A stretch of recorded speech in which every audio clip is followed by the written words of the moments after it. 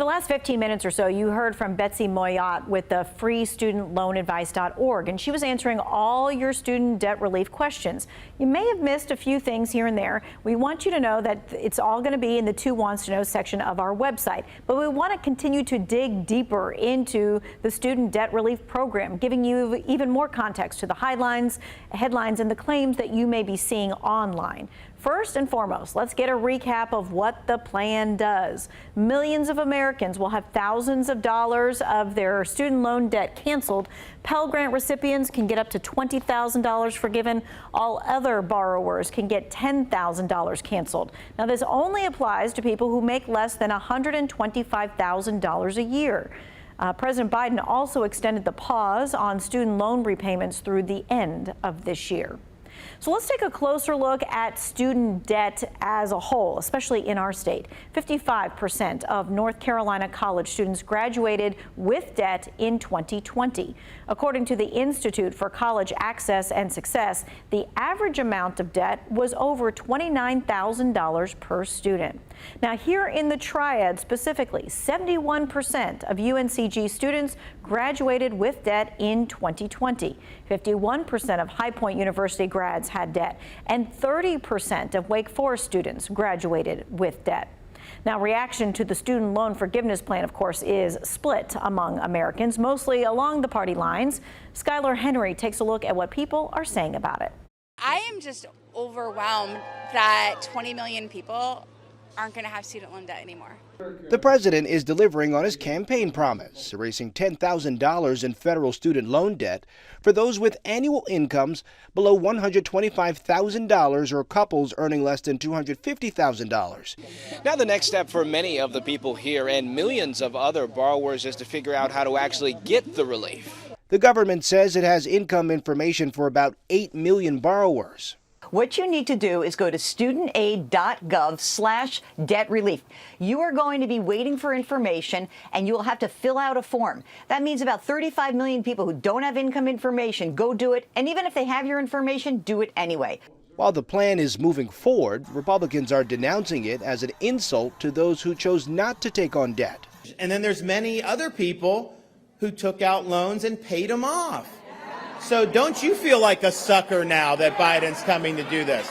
Some critics of the president's plan are concerned the new spending power for borrowers will drive up consumer prices even more. Another big topic dividing folks is how the loan forgiveness will be paid for. A viral social media post claims the plan will cost taxpayers more than $2,000 apiece.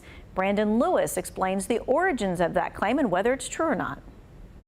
After President Joe Biden announced his plan to forgive up to $20,000 in federal student loans, many of you began asking us how much the plan is going to cost. Early estimates calculated the government will have to pay about $330 billion. This prompted Senator Ted Cruz to say in a statement opposing Biden's plan that this will cost every taxpayer an average of $2,100. Several Verify viewers then reached out to ask if the plan will raise their taxes by that amount. So, let's verify. Will the average taxpayer have to pay $2,100 to cover the cost of the student loan forgiveness program? Our sources are the White House, the Internal Revenue Service Tax Code, Senator Ted Cruz's office, and Andrew Lautz with the nonpartisan National Taxpayers Union Foundation. Cruz's office tells Verify they got that $2,100 number from the National Taxpayers Union Foundation and sent us a link to a blog post written by Lautz. He wrote that if one were to divide an early program estimate of $330 billion by the number of Americans who pay taxes, then the average taxpayer would hypothetically be on the hook for almost $2,100. But that's neither how taxes work nor how the debt forgiveness plan would necessarily be funded, and Lautz acknowledged this in his post. First, taxes in the U.S. are based on a percentage of your income, meaning everyone pays a different dollar figure. Second, since Biden is forgiving the loans using an executive order, he can't raise taxes to pay for his plan. Only Congress can do that. There are no taxes going up to pay for this policy, but what we do think is important for taxpayers to know is that we all bear the cost of these policies. And so, whether it's through decreased spending in the future, increased taxes, or increased borrowing, taxpayers will ultimately be on the hook for covering the cost of this policy. So, no, the average taxpayer will not have to pay $2,100 to cover the cost of the student loan forgiveness program. All right, so then the question still looms. How does the Biden administration say this plan will be paid for? So let's put that $24 billion in context. That represents 1.5% of the deficit reduction that we are projecting for this fiscal year before the announcement. That means, practically speaking, compared to the previous year, $1.7 trillion more dollars are coming into the Treasury than are going out. And we're using a portion of that, a very small portion of it, to provide relief to middle-class families consistent with the president's plan. So yes, we consider it fully paid for. So President Biden explained that concept some more. He says last year the deficit was cut by more than $350 billion. This year, he says the government is on track to reduce the deficit by more than $1.7 trillion.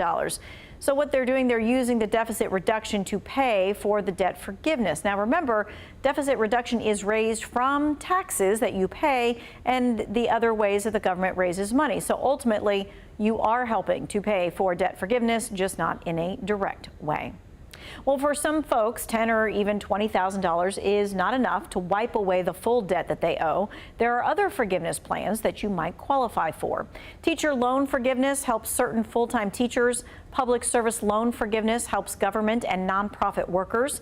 Income-driven payment plans can help lower monthly payments, and military service loan forgiveness can help members of the armed forces. And this last one here, the AmeriCorps, helps with loans for people who successfully finished an approved program. Now, if you have a private student loan, it is not eligible for any of the programs mentioned or for Biden's plan. In that case, refinancing your loan may be the only option. There are a lot of details in the president's student loan forgiveness plan, and they're going to continue to change somewhat. You can send us a text, and we're going to send you a breakdown of the plan. You can text the word debt to 336-379-5775. Bottom line here, whether you support the student debt forgiveness plan or not, it is here, and we need to know the ins and the outs of it.